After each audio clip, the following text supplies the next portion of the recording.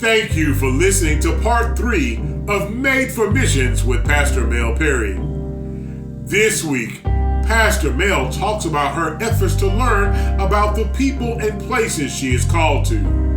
Learn how her efforts have increased her effectiveness and allowed her anointing to flow and build strong foundations and break yokes. Tweet and post about the podcast by using the hashtag PastorJDO3 or JDO3 Podcast.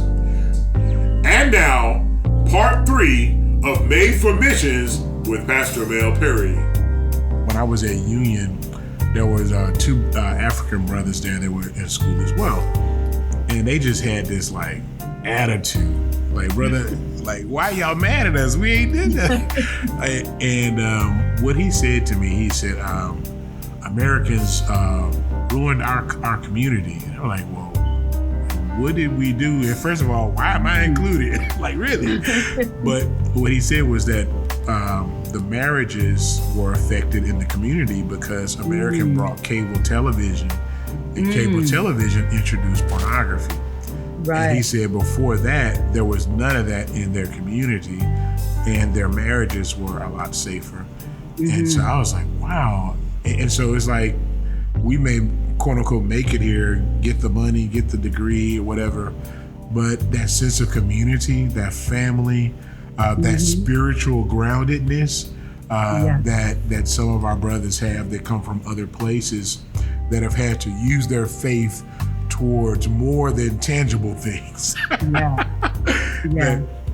That have found joy in the spiritual things and not just the financial things. That is something that we're missing. Not all of us, but some of us are missing, and that can be a challenge. How has the mission trips affected your view on humanity? And also, when you're preaching the gospel, how does that translate when you're preaching? Okay, that is really good. I think a lot of people struggle. A lot of people want to go and do, preach in other countries. It's something you can brag on. The people like, I've preached in 53 other countries and such and such. A lot of people, they enjoy the American preaching in Africa, especially the Black people. And half of the time, they won't even understand what we're saying, but they just love the sound of it. They'll ask me, now what did he say? And I'm sitting like, how did you just get excited, but you don't know what he said? Really. And but I think about something a friend of mine said to me. He was like an uncle, and he's responsible for me actually being able to go to Kenya. And my father was responsible for him actually going to Africa, to South Africa, but he knew I wanted to go to Kenya. So that's a whole nother story. But he was in Kenya, and he had gone to minister to the Maasai people. And so they are inland, the Maasai people. And so he was talking to them, and he was preaching, and he was preaching about, I don't know if it was when Jesus told Peter to come and walk on the water, or if it was when they're going to the other side and they're in the boat. But anyway, he's talking about what's happening with the water and the boat, and he's going on, and he said the people were looking at him like, what in the world? And so he turns to the interpreter, because he was that kind of person. Unfortunately, he was murdered in South Africa, but he was that kind of person that he would just stop and say, okay, now why are these people looking at me all crazy? Yeah. So he turned to the interpreter, and he's like, okay, why are these folks looking at me like this? And the guy says, well, they're trying to imagine that kind of water. They've never seen that. They don't have any comprehension of that because of this group of people. Now, that wouldn't apply to all Africans, but in this case, it was different. And so he was stuck trying to find, okay, well, what's another analogy I can work with them in doing? And sometimes as Westerners, you have to really, one of the things I do, let me just put it this way. One of the things I always do is before I go to any country, and I don't know where this came from, I would have to say that this is something God put into me before I went on mission trips. that this is just something he placed into my understanding, that if you're going to be effective, because you're not going on 1 or 2 trips, this is going to become a part of your life. And he put in me that I learn a place before I go. So the first time I went to Kenya was in 2003. We'd gone to South Africa, and then we flew up to Kenya. And I was telling this apostle that was with us, about Kenya. And I was like, this, that, and the other, blah, blah, blah. So we got there, and he says, wait a minute. So you've been here before? And I said, no, I've never been. This is my first time, just like you. And he looked around, he says, but you described this place. You knew. And I said, yeah. For me, it wasn't like odd, because it was like I knew God had called me at that season to Kenya and to a particular group of people. But what I did is I spent years learning Kenya and learning about Kenya, whether it was through movies, researching it. And that was still the early days. It's hard to believe that 2003 was still kind of early days of the internet getting information, but I would learn things about it. Thanks to the BBC. I'm a huge BBC person. They would often have the BBC, and there would be broadcasts from Kenya. So I learned how their voices sound, and I would learn different things. So I've done that. I've applied that with everything. So when I go to minister to places or in places, I'm able to minister to the culture, because you can go into Kenya, and if I go in Nairobi, I can almost kind of be American, because they're so westernized. They've watched so many Western pastors. They have mega churches there, and they have fashioned themselves after our congregations. So you can almost get away with, if you give in this offering, because they do that sometimes. But when you're going into those far-reach places, you have to understand what's going on in this time. And I'll give an example. I was in Panama once. I had a good friend of mine. Her family's from Panama. She was born in Panama, but grew up in Chicago, and her 2 sisters were born in Chicago. And so she married a Panamanian who has a heart for his country, and he goes back and he does crusades and different things. So they had to pick us up in Panama City, and they lived in Cologne. They have a house there, rather. And so we're driving, everybody's knocked out, because we get in the evening, and it's probably like 8 or 9 o'clock. So as we're driving, everybody's asleep. And I don't go to sleep if everyone else is asleep, and it's just the driver's like, nah. And it was raining too. Oh, no. I was in an accident where my dad fell asleep at the wheel on vacation. So I don't do that. So I started talking to him, and we're engaging, and I'm talking about Panama, and we're talking. And so when he got home and he was in the room with his wife, he says, so Mel's been to Panama before? And she's like, no, baby, she's never been here. This is the first time. He's like, no. She's been to Panama. She knows all about Panama. And she said, oh, no, baby. That's just her. She doesn't go into a country before she learns about that country. And so I was able to talk about the politics that's going on in the country at that time, the economic status of the country. So even that Sunday when I ministered, the altar call was packed, and it was a very large congregation. They had a balcony. I had to keep saying, okay, we'll wait, because people were just flowing out of the balcony. The pastor wasn't, I was already warned that the pastor gets a little jealous of people if they can pull in the people, after service or at the altar call. But people were coming to the altar, and afterwards they were like, oh my God, you're prophetic. And I said, no, I'm just in tune with where you are. And that's not to diminish the prophetic. I believe God can give us a prophetic message for the people, but we also have an assignment to know who we're talking to. You can't just go into a country and just start rattling off if you don't know who those people are. You don't know. It's like, if you go to the doctor and they don't ask you any questions about your family, you just walk in there and say, okay, I need you to fix me. Well, he needs to know some things about you. They want to know some things about your family history. There's some background. When you go to school, you go to university, there's usually that orientation course that you take so that you know what you're getting into. And the same thing is if you're going to really do missions work and be effective, and even if it's just a one-time trip, if you're going to go and preach a real word to the people that's going to sustain them, you have to learn who these people are. Well, I think what you're saying also can translate here in that sometimes we're so out of touch with the people and what they're going through that we're not even touching where they're itching, you know? And so I think that's a lesson for us today, to be more in touch, to spend more time with. And one of the things, you know, and we've talked about this, one of the things that I believe requires intimate time is discipleship. Right. And so does your experience in missions and preaching the gospel impact the way you disciple people here in the States? I think when I worked with young people, it did. And probably still now when I do, because I have a small group that I work with, and it probably does. I think probably I've been doing it so long that I may not pay attention. But I know one thing, I'm always wanting to make sure that people really understand. Yeah. Well, that's what I was aiming at, because I know when we were both youth pastors, to touch those young people, you have to know the songs they're listening to. You have to know the slang words. You have to be in touch with them in order to touch them. Yeah, and I think you have to be willing to slow down and make sure people really understand what you're saying.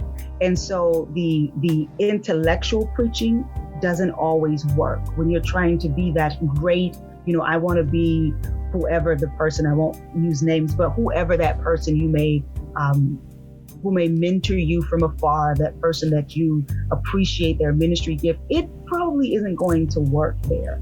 I've preached at leopard camps. Me telling them that God's getting ready to bring you out is not going to work, because more than likely they're not about to have any great financial thing happen for them. And it becomes more about relationship.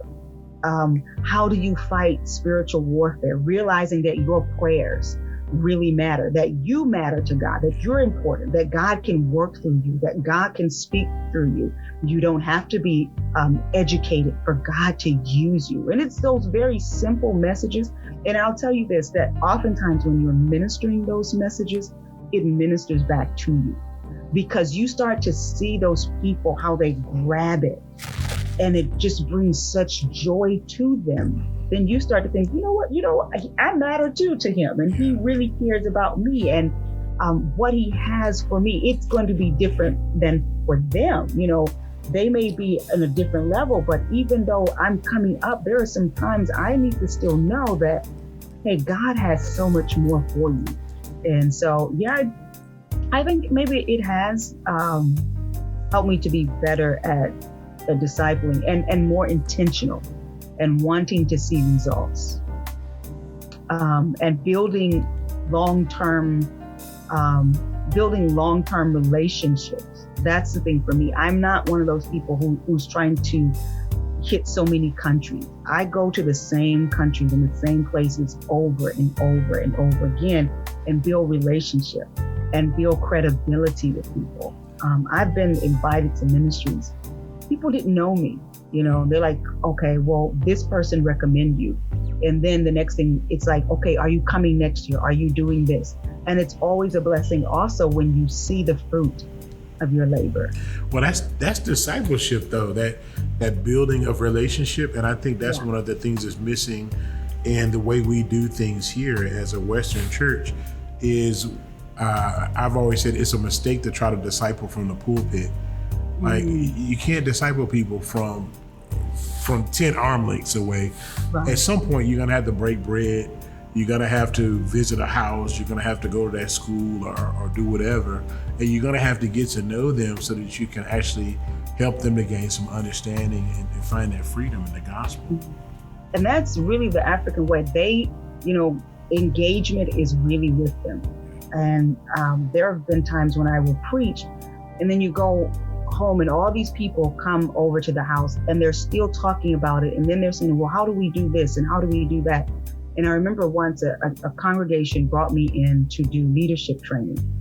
And I was sort of like, I don't know, do I know how to do it? And I told my mom, I was like, I don't know what to do. And she's like, no, you're well trained. But I'm thinking, yeah, but leadership training in Africa is a bit different than leadership training in the States. And what I found out, I probably am not qualified for leadership training in the States. but I am very qualified over there. And I remember going back a few years later, and maybe 2 years later, and the pastor says, I want you to see something. So I went, and they were in this really small building and tin and everything. And it was just a very typical dirt floor, poles, little wooden poles in the tin and stuff. And he says, I want you to see something. So we're walking to the church, and I'm like, well, didn't we just pass up the church? And we keep walking down this road, and then we turn down this other road, and I see this big white building.